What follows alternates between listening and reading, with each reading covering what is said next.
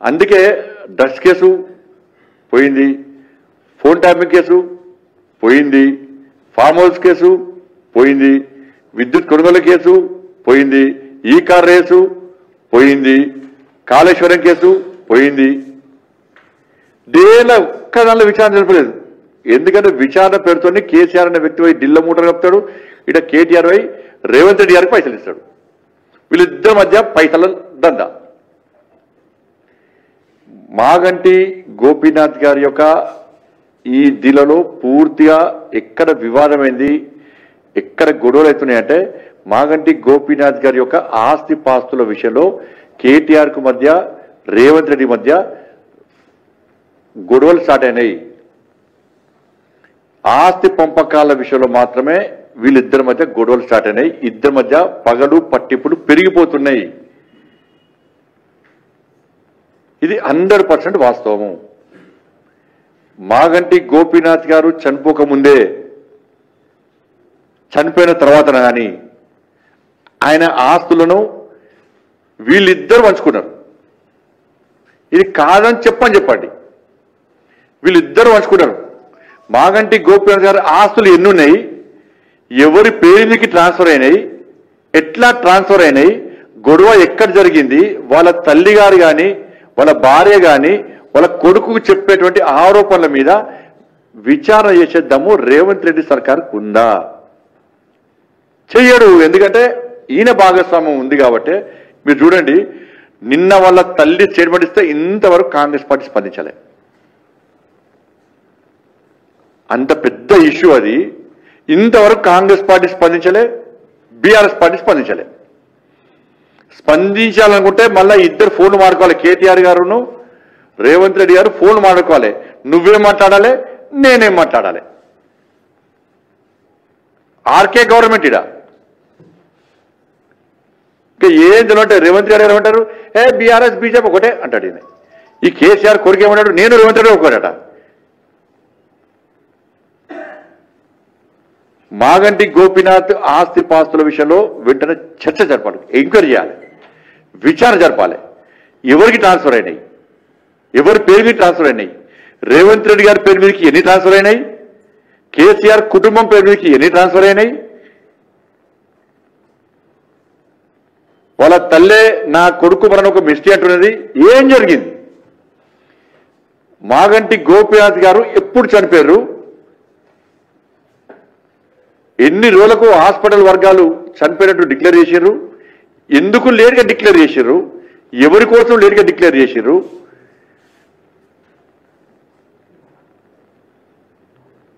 దీని మీద పక్కా విచారణ జరగాలి. దీని కాంగ్రెస్ బీఆర్ఎస్ మధ్య ఆస్తి పంపకాల విషయంలో ఎవడన్నా ఆస్తి పంపకాల్లో కుటుంబ సభ్యులు కొట్లాడుకుంటారు ఎవడన్నా. కానీ ఇక్కడ ఆస్తి పంపకాలు కేసీఆర్ను మన కేటీఆర్ను రేవంత్ రెడ్డి కొట్లాడుకుంటున్నారు.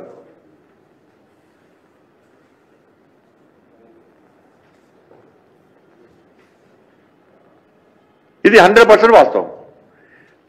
రేవంత్ రెడ్డి గారికి మళ్ళీ చెప్తున్నా, నీ లోపల నిజాయితీ ఉంటే, నీకు ఏం సంబంధం లేదు అనుకుంటే, నువ్వును కేసీఆర్ కుటుంబం ఒక్కటి కాదు అని అనుకుంటే, ఈ ఆస్తి పంపకాల్లో నీకు భాగస్వామ్యం లేదు అనుకుంటే, గుండె మీద చేసుకొని చెప్పు. నువ్వు విచారణకు ఎలా ఆదేశించు, విచారణకు ఆదేశించు. నీ పేరు మీద ఏం డాక్యుమెంట్స్ లేవు చూపెట్టు. ఎందుకు లేవు, ఎట్లా ఉన్నాయో చూపెట్టు. ఎవరి పేరు మీద చూపెట్టు. వాళ్ళ భార్య పేరు మీదకి అయినాయా, వాళ్ళ తల్లి పేరు మీదకి అయినాయా, లీగల్గా అయినాయా, ఇల్లీగల్గా అయినాయా, ఇంకెవరి పేరు మీద అయినాయా, ఏం జరిగింది, నువ్వు ఎందుకు స్పందిస్తావు? కానీ జూబ్లీస్ ఓటర్ మహాశయుల విజ్ఞప్తి చేస్తున్నా, ఇదంతా కూడా గోపీనాథ్ గారి యొక్క మరణం ఒకటైతే, ఆ మరణం పేరు మీద సింపతి గెయిన్ చేసుకొని గెలవడానికి వీళ్ళు ప్రయత్నం చేస్తున్నారు. పోటీ పడి వాళ్ళు ఒక భార్యకి సపోర్ట్ చేస్తారు, ఇంకోళ్ళు ఇంకో భార్యకి సపోర్ట్ చేస్తారు. కాంగ్రెస్ పార్టీ ఒక భార్యకి సపోర్ట్ చేస్తుంది, బీఆర్ఎస్ పార్టీ ఇంకో భార్యకి సపోర్ట్ చేస్తారు, సింపతి గెయిన్ చేసుకోవడానికి. దీని ద్వారా ఓట్లు పొందే ప్రయత్నం చేస్తున్నారు. దీనికి కారణం ఏంటంటే వాటాలు వస్తాయి. ఒక భార్యకు కొంత వాటా వస్తుంది, ఇంకో భార్యకి ఇంకో వాటా వస్తుంది, దీనిలో వీళ్ళ కమిషన్ వీళ్ళు, వాళ్ళ కమిషన్ వాళ్ళు. ఇది జరిగేది ఇది. దాని మీద తప్ప జూబ్లీహిల్స్ అభివృద్ధి 10 సంవత్సరాలు వాళ్ళు ఏం చేయలే, 2 సంవత్సరాలు వీళ్ళు ఏం చేయలే, దాని మీద చర్చ జరగద్దు అనే ఆలోచనతోని ఇదంతా తతంగం అంతా నడుపుతున్నారు వీళ్ళు.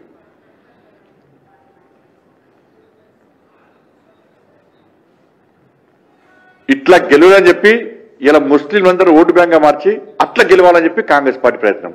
బీఆర్ఎస్ పార్టీ మొదటిదాకా ప్రయత్నం చేసింది, కలవే వాళ్ళకి ఫీల్ అక్కడ అందుకే పక్క జరిగింది. బీఆర్ఎస్ పార్టీ ఫీల్ ఉన్నాయి.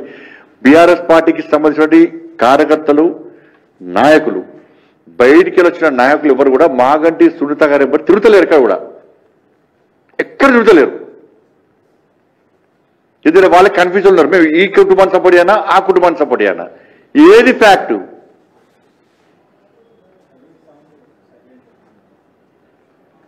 ఈ కన్ఫ్యూజన్ ఉండరు బట్టి బీఆర్ఎస్ పార్టీకి వాళ్ళ కుటుంబ సభ్యులు చేస్తలేదు. అంతా సోషల్ మీడియా సర్వేల పేరుతోని చేస్తున్నారు. కాబట్టి ఇవన్నీ విషయంలో రాష్ట్ర ప్రభుత్వాన్ని మళ్ళీ డిమాండ్ చేస్తున్నా, మీరు విచారణకు ఆదేశించకుంటే ఇలా జూబ్లీహిల్స్లో ఇలా మీ 2 పార్టీలకు గుణపాఠం చెప్పడానికి ప్రజలు సిద్ధంగా ఉన్నారు. భారతీయ జనతా పార్టీ కార్యకర్తలు కష్టపడి పనిచేస్తున్నారు. ప్రజలు మాకు ఓట్లేయడానికి సిద్ధంగా ఉన్నారు. ఎట్టి బస్సులో ఈ 3 రోజుల లోపల మొత్తం ఎన్నికల వాతావరణం మొత్తం మారబోతున్నది. సర్వేల అంచనాలు తలకిందులు కాబోతున్నాయి. ఎందుకంటే హర్యానాలో బీజేపీ గవర్నమెంట్ రాదన్నారు, వచ్చింది. ఇదే కేసీఆర్ కుటుంబం ఏం చేసింది, అసెంబ్లీ ఎలక్షన్ప్పుడు కాంగ్రెస్ రాదు మేమే వస్తామని చెప్పుకున్నారు, వచ్చే రాళ్ళు. రేవంత్ రెడ్డి గారి ప్రభుత్వం, కాంగ్రెస్ పార్టీ ప్రభుత్వం అసలు ఎన్నికలు మనం గెలవనిచ్చు వాళ్ళు గెలవలేదా? మహారాష్ట్రలో బీజేపీ గవర్నమెంట్ రాదన్నారు, రాలేదా? ఇక్కడ బీజేపీ ఎంపీ 2 గెలుస్తున్నారు, 8 గెలిచినాం. మొన్న శాసనమండలి ఎన్నికలు కూడా బీజేపీ 3rd ప్లేస్ అన్నారు. శాసనమండలి ఎన్నికల్లో బీజేపీ 3rd ప్లేస్ అన్నారు. బీఆర్ఎస్ పార్టీ క్యాండిడేట్ కరిగారు, కాంగ్రెస్ పార్టీ అడ్రస్ లేకుండా వీగారు. వాళ్ళకి మాకు ఓటు తేడా ఫరక్ చాలా ఉన్నది, టీచర్స్ విషయంలో కానీ గ్రాడ్యుయేట్ విషయంలో కానీ. కానీ ఈ సర్వేలను ప్రజల నమ్మద్దు, తప్పుడు ప్రచారంతోనే సర్వేలు చేయించే ప్రయత్నం చేస్తున్నారు. ప్రజల నాడి ఏంది, ప్రజల ఆలోచన ఏంది, ప్రజలు అభివృద్ధి కోరుకుంటున్నారు. ప్రజలు ఎంఏ పార్టీని వ్యతిరేకిస్తున్నారు. భారతీయ జనతా పార్టీ పాత బస్తీనే కొత్త బస్తీ ఇవ్వాలనుకుంటే ఇవాళ ఈ కాంగ్రెస్ పార్టీ ఈ భాగ్యనగర్ మొత్తం కూడా పాత బస్తీ చేయాలని చెప్పి ఆలోచనతో కుట్రగా వివరిస్తున్నది. గతంలో బీఆర్ఎస్ జూబ్లీహిల్స్ ను డ్రగ్స్ అడ్డగా మార్చింది. ఇలా కాంగ్రెస్ పార్టీ జూబ్లీహిల్స్ ను చైన్ స్నాచర్లకు, గంజాయి దందాకు